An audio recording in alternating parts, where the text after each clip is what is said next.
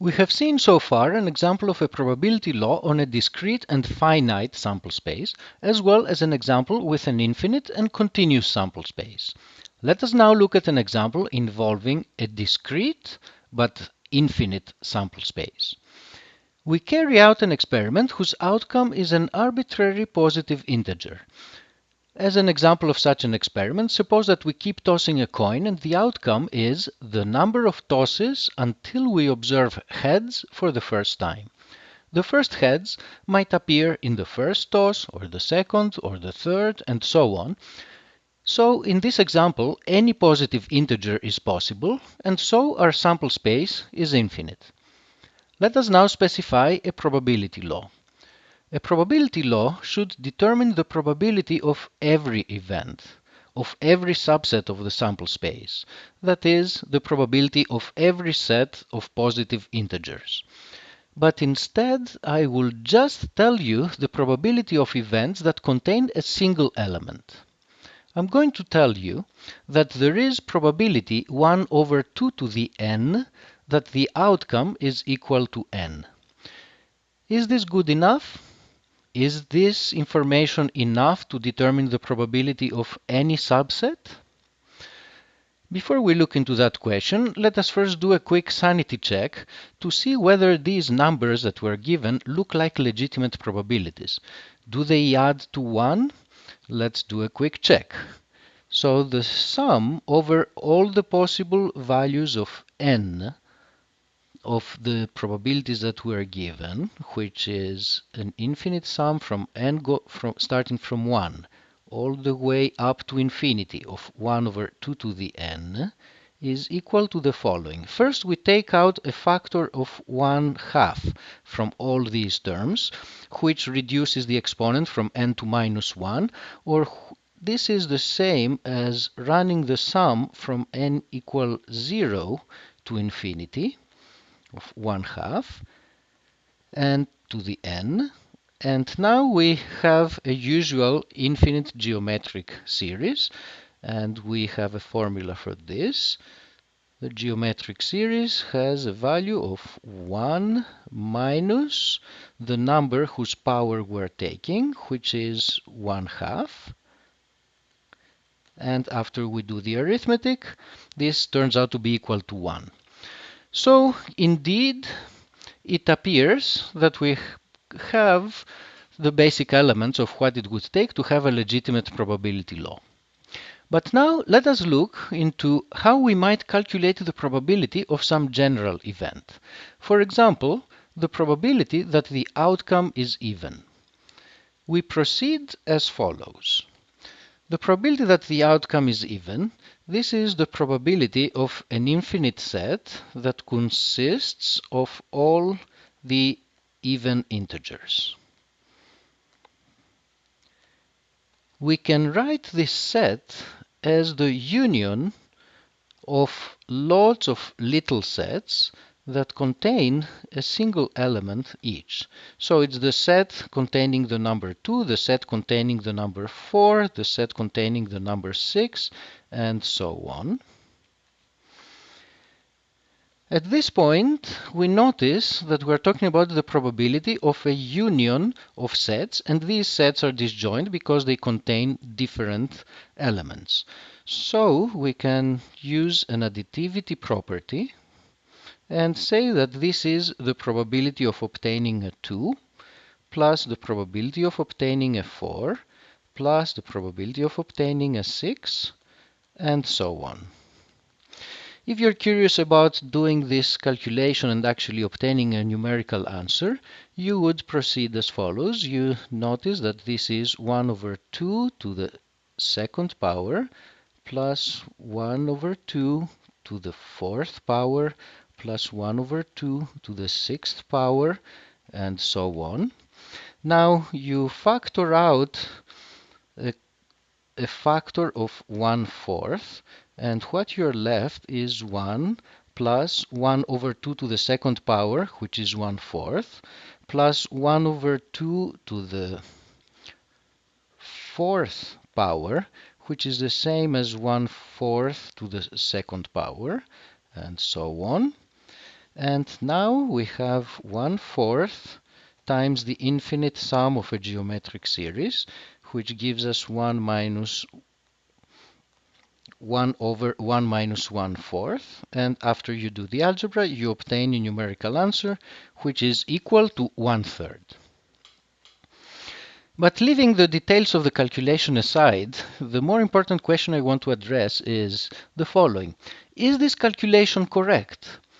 We seem to have used an additivity property at this point,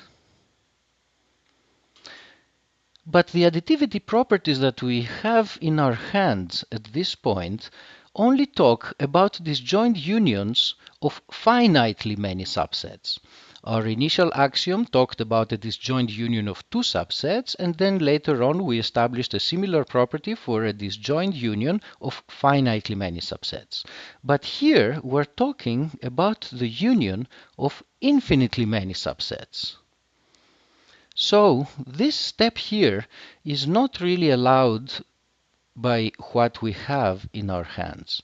On the other hand, we would like our theory to allow this kind of calculation. The way out of this dilemma is to introduce an additional axiom that will indeed allow this kind of calculation. The axiom that we introduce is the following. If we have an infinite sequence of disjoint events, as for example in this picture, we have our sample space, we have a first event A1, we have a second event A2, a third event A3, and so we keep continuing and we have an infinite sequence of such events. Then the probability of the union of these events, of these infinitely many events, is the sum of their individual probabilities. The key word here is the word sequence. Namely, these events, these sets that we're dealing with, can be arranged so that we can talk about the first event, A1, the second event, A2, the third one, A3, and so on. To appreciate the issue that arises here and to see why the word sequence is so important, let us consider the following calculation. Our sample space is the unit square, and we consider a model where the probability of a set is its area, as in the examples that we considered earlier. Let us now look at the probability of the overall sample space.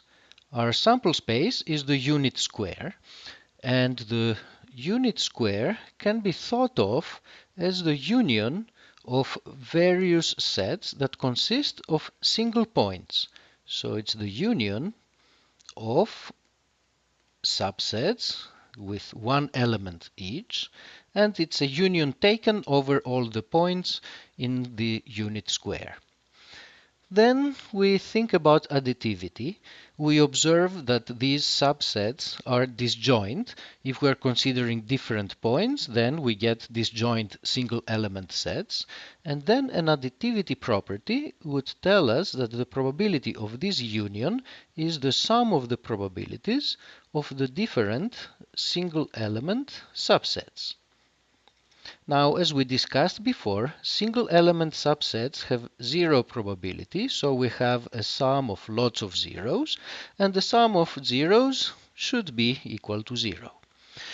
On the other hand, by the probability axioms, the probability of the entire sample space should be equal to 1, and so we have established that 1 is equal to 0.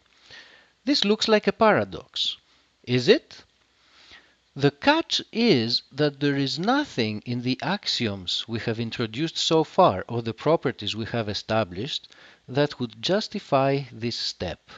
So this step here is questionable.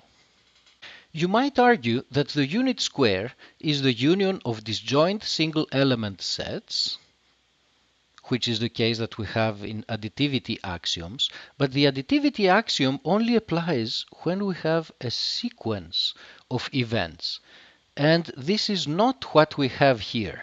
This is not a union of a sequence of single element sets. In fact, there is no way that the elements of the unit square can be arranged in a sequence. The unit square is said to be an uncountable set. This is a deep and fundamental mathematical fact. What it essentially says is that there are two kinds of infinite sets: discrete ones, or in formal terminology, countable. These are sets whose elements can be arranged in a sequence, like the integers. And also uncountable sets, such as the unit square or the real line, whose elements cannot be arranged in a sequence. If you're curious, you can find the proof of this important fact in the supplementary materials that we are providing. After all this discussion, you may now have legitimate suspicions about the models we have been looking at.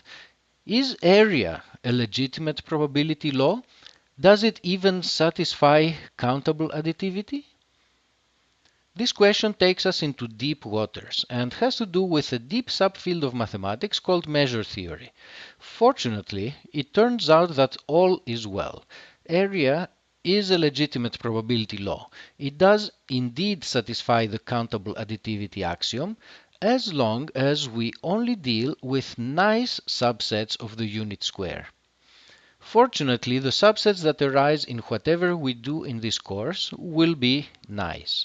Subsets that are not nice are quite pathological and we will not encounter them.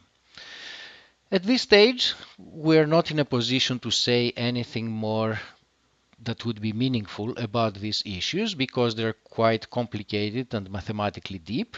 We can only say that there are some serious mathematical subtleties, but fortunately they can all be overcome in a rigorous manner.